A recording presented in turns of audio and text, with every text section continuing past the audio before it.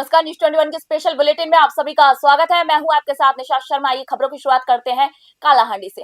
राष्ट्रीय कृमि मुक्ति दिवस के अवसर पर परला सेंटर प्राइमरी स्कूल में अवेयरनेस प्रोग्राम आयोजित किया गया। कार्यक्रम की लीडरशिप सीआरसीसी परमानंद नाइक ने की, जिसमें परला क्लस्टर के सभी स्कूल प्रिंसिपल मौजूद रहे। बच्चों को यहाँ पर बताया गया कि नंगे पैर खेलना, बिना हाथ धोए खाना, गड्ढों में शौच और गंदे वातावरण में रहना कृमि संक्रमण का कारण बनता है। जो छात्र 10 फरवरी को अनुपस्थित थे, उन्होंने 17 फरवरी को दवा लेने का यहाँ पर वचन दिया।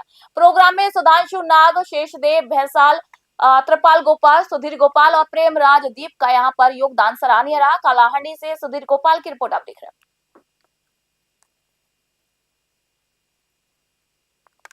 खबर आपको हम गुना से बता रहे हैं, यहाँ पर कैंट थाना पुलिस ने शुरू की है जांच।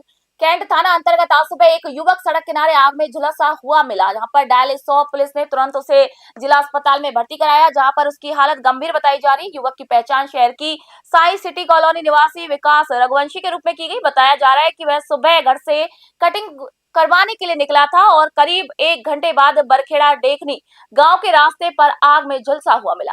फिलहाल ये स्पष्ट नहीं हो पाया कि आखिर आग उसने खुद लगाई या फिर किसी अन्य व्यक्ति ने। पुलिस फिलहाल मामले की जांच कर रही है। गुना से विनोद सोनी की रिपोर्ट आप देख रहे हैं।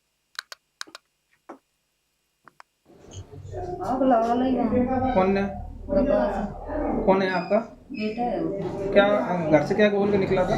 कटिंग करावी गई थी, कटिंग करा जा। फिर वो कहती आपको करो तो घर गए। क्या सूचना मिली आपको? हमें भी मिली सूचना के आग लगा ली।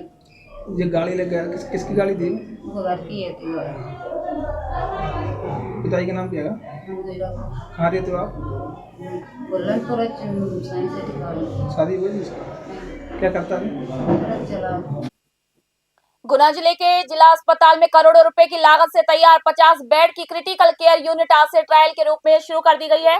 सीएमएचओ ने यहाँ पर सभी व्यवस्थाओं का निरीक्षण किया और बताया कि ट्रायल के दौरान चिकित्सकों और मरीजों की सुविधा के मुताबिक लगातार सुधार किया जाएगा। कलेक्टर की मंशा के मुताबिक मशीन और अन्य उपकरणों की शिफ्टिंग कर यूनिट को प्रारंभ किया गया है। इस यूनिट में ऑक्सीजन की सीधी सप्लाई, अत्याधुनिक उपकरण और प्रशिक्षित पैरामेडिकल स्टाफ की व्यवस्था यहाँ पर उपलब्ध है। गुना से विनोद सोनी की रिपोर्ट आप देख रहे हैं। अभी न्यू ओपीडी जो चालू करी है न्यू सीसीएचबी, इसमें जैसा कि कलेक्टर सर का जो मत था पहले, अभी हम इसमें आज ट्रायल किया है। जो नया सामान आया था वो इस बिल्डिंग में रखा है। सभी जगह अपनी लोकेशन में डॉक्टर्स और स्टाफ जा रहे हैं। वो इस चीज़ को आज आकलन ये करेंगे कि इसमें क्या क्या हम चीज़ों को सुधार सकते हैं। उनके हिसाब से कस्टम एक्लेमेटाइजेशन करेंगे कि ये चीज़ यहाँ नहीं होनी चाहिए, ये चीज़ ऐसे होनी चाहिए, क्योंकि बिल्डिंग का structure critical care hospital block की तरह है। जो इमरजेंसी है वो अलग तरह से है, ओपीडी अलग तरह से। मरीजों को आते ही बीपी या शुगर की जांच हो जाए वो प्रयास कर रहे हैं। त्वरित एक ही छत के नीचे तत्काल मरीज को गोल्डन आवर में चीज़ें मिल पाए, वो चीज़ हो जाए। और ओपीडी और इमरजेंसी की खबर सतना से। सतना शहर के सेमरिया चौराहे पर आज भीम आर्मी के बैनर तले सैकड़ों लोग डॉक्टर भीमराव अंबेडकर की प्रतिमा के सामने इकट्ठा हो गए। प्रदर्शन का उद्देश्य UGC promotion of equity regulation 2026 का समर्थन करना और इसे अनिवार्य रूप से लागू कराना था।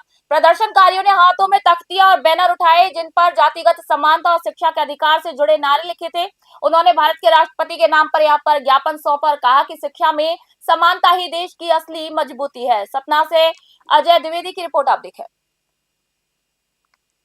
गाडरवारा से खबर। पुलिस अधीक्षक डॉक्टर ऋषिकेश मीना के निर्देश पर चल रहे ऑपरेशन ईगल क्लो के तहत गाडरवारा पुलिस ने यहाँ पर लगातार दूसरे दिन बड़ी सफलता हासिल की। गोल्डन सिटी कॉलोनी में बिना नंबर प्लेट वाली मोटरसाइकिल सवार 2 नशा तस्कर अभिषेक ठाकुर और अमन ठाकुर को यहाँ पर रंगे हाथों गिरफ्तार किया गया। तलाशी में 2 किलो अवैध गांजा, मोटरसाइकिल और 2 मोबाइल फोन यहाँ पर बरामद किए गए हैं। पुलिस ने पूरे नेटवर्क की जांच तेज कर दी और एक अन्य तस्कर की भी यहाँ पर तलाश जारी है। दोनों आरोपियों के खिलाफ यहाँ पर एनडीपीएस एक्ट की धाराओं में मामला भी दर्ज किया गया। गाडरवारा से रजनीश कौरव की रिपोर्ट आप देख रहे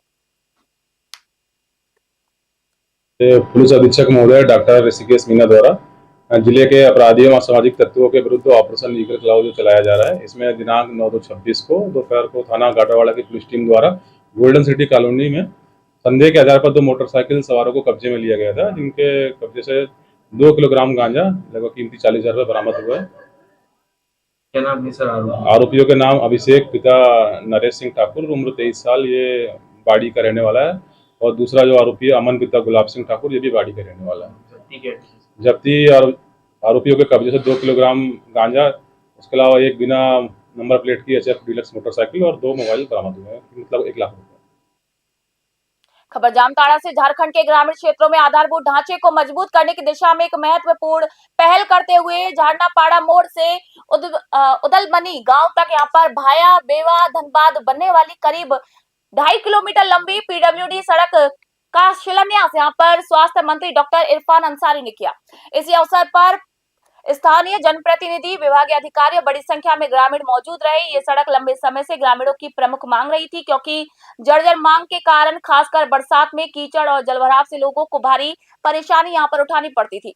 मरीजों, छात्रों और व्यापारियों को आवागमन में दिक्कतों का सामना करना पड़ता था। मंत्री ने कहा कि राज्य सरकार गांव तक मजबूत सड़क नेटवर्क पहुंचाने के लिए प्रतिबद्ध है। सड़क निर्माण में आसपास के कई गांवों को सीधा लाभ मिलेगा, जिससे शिक्षा, स्वास्थ्य और व्यापारिक गतिविधियों को बढ़ावा मिलेगा। उन्होंने निर्माण कार्य समय सीमा में पूरा करने का भी भरोसा दिलाया, जिससे ग्रामीणों में उत्साह देखा गया।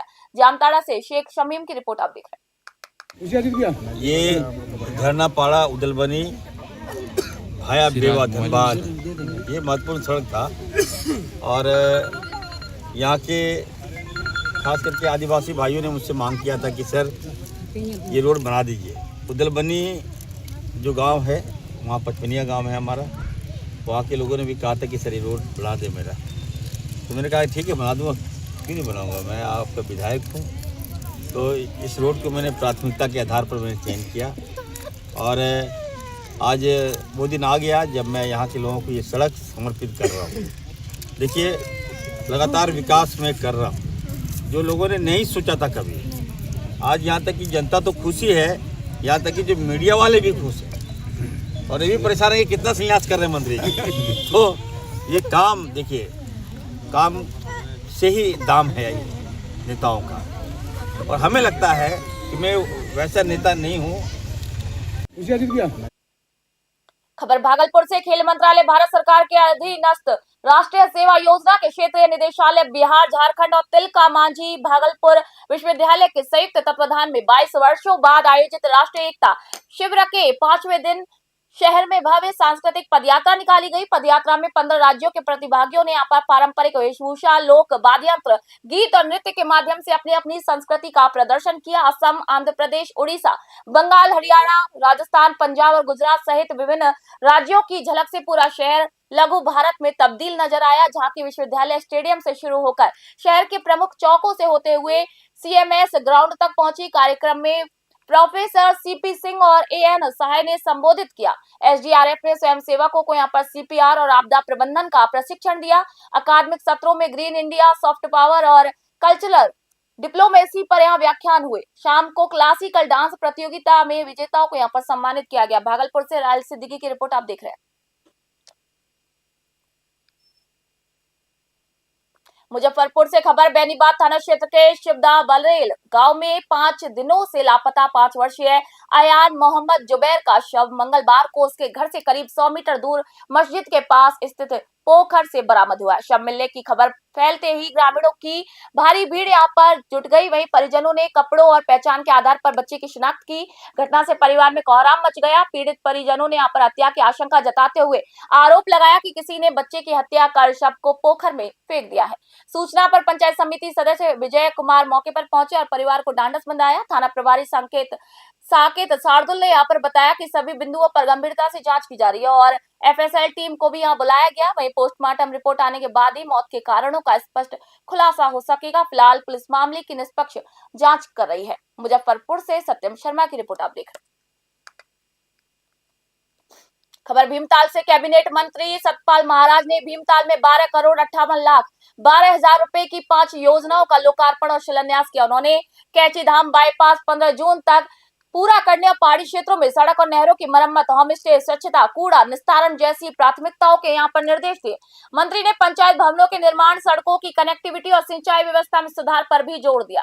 बैठक में विधायक सरिता आर्य, जिला पंचायत अध्यक्ष दीपा धर्मवाल और भाजपा जिला अध्यक्ष प्रताप बिष्ट समेत अनेक अधिकारी और जनप्रतिनिधि यहाँ पर मौजूद रहे। भीमताल से ललित जोशी की रिपोर्ट आप देख रहे हैं। सबसे पहले तो आज मुझे बड़ी प्रसन्नता हो रही है यहाँ पर्यटन नगरी भीमताल में आकर के आज लोक निर्माण विभाग की कुल 12,58,12,000 की विकास योजनाओं का लोकार्पण शिलान्यास किया गया।